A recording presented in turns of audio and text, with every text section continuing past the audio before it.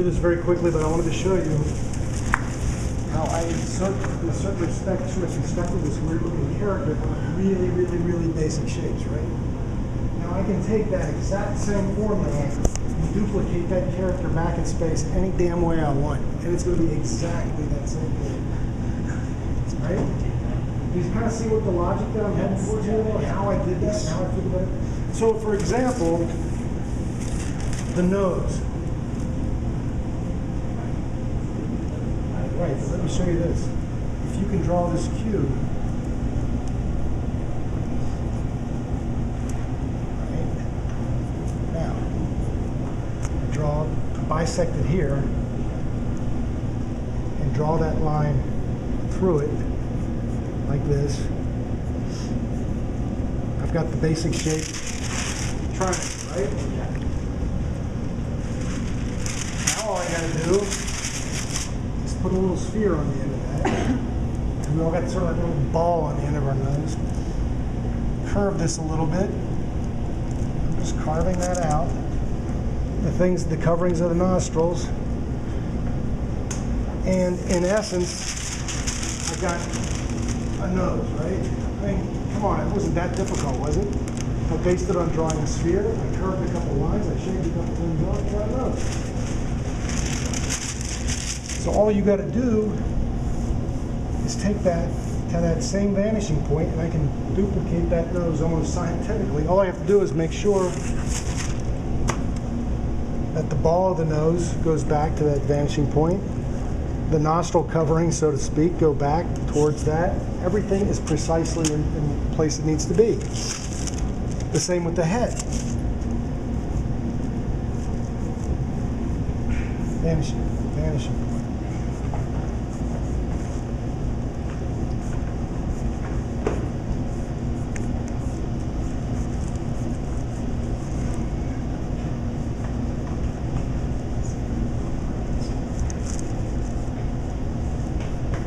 So look how I'm constructing this head. I'm visualizing the sphere within that cube. So it's like if you bought a basketball. It comes in a box, right? So I'm just visualizing that I can see through the box that the basketball came through. And I'm just kind of shaving off edges. The chin is kind of a sphere.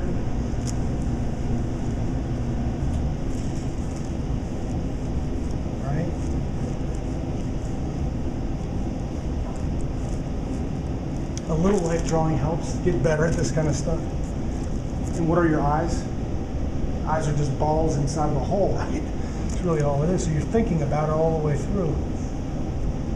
And those eyes are going to follow that same vanishing point. This eye is going to be a little bit larger than this eye. And it's going to have flesh wrapped around the top and bottom, which are the eyelids. Triangle coming off, which is the nose.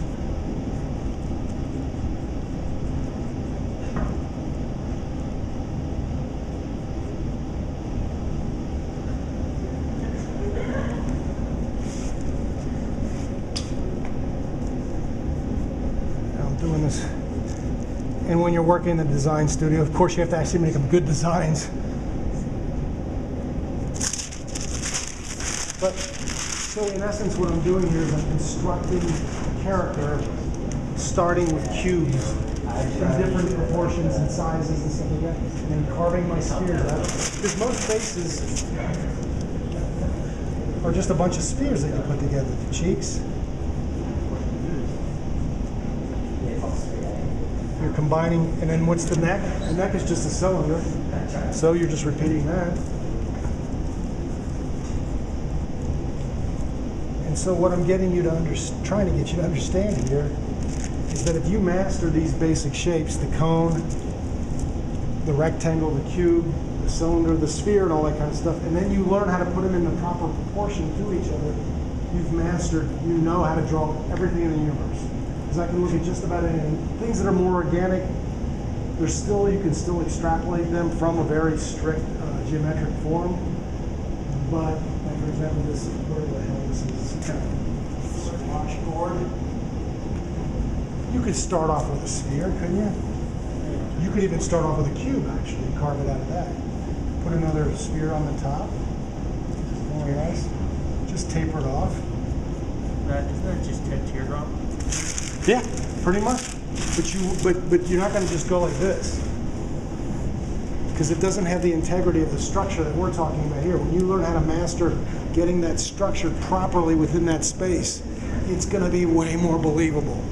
It's not going to look flat like a teardrop.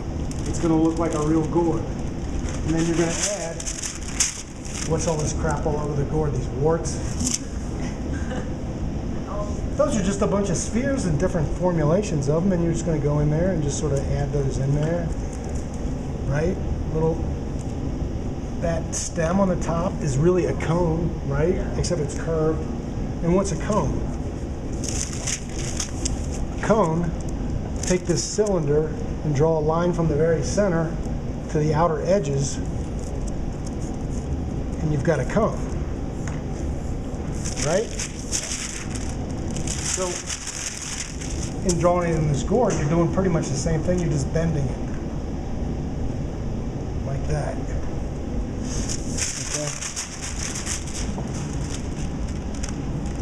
So you guys understand that basically? Okay. That is a little bit of an introduction in terms of mastering basic shapes. The next really tough part about this whole thing is when you're looking at something